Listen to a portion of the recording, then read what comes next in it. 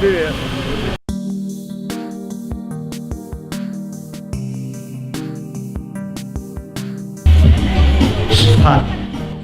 Что надо сделать сейчас? Пошутить?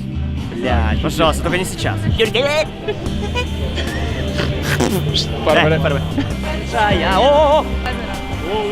Юля,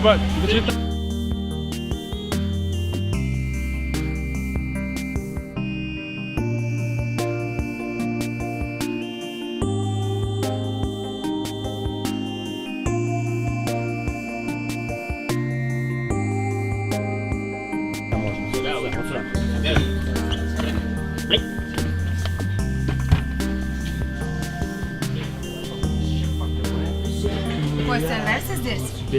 Ой, блядь, нет. Мне не нравится, можно выйти? Мы сейчас отправимся на теплоходе Москва-705 на часовую прогулку. Вот такая красота в Ростове, ребята. Лопота, красота.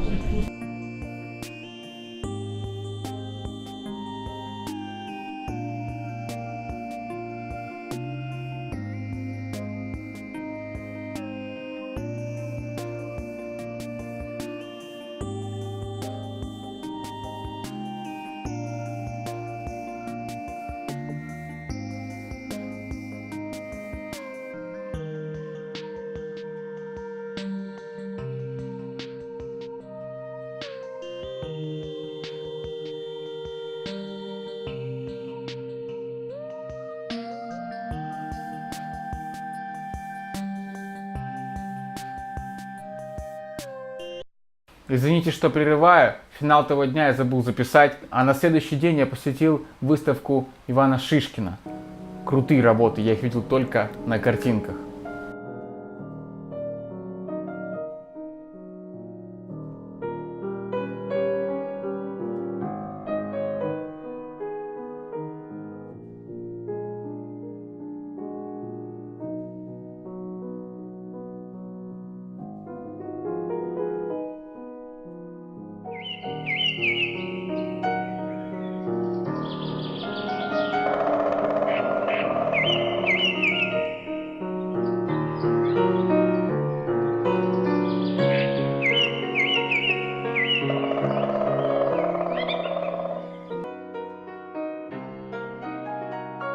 Ну что ж, пока Ростов. Рад был съездить, очень было круто, очень много новых знакомств, очень много идей. Неимоверное количество вдохновения. Хочется домой, но как-то грустно уезжать тоже. Странное ощущение.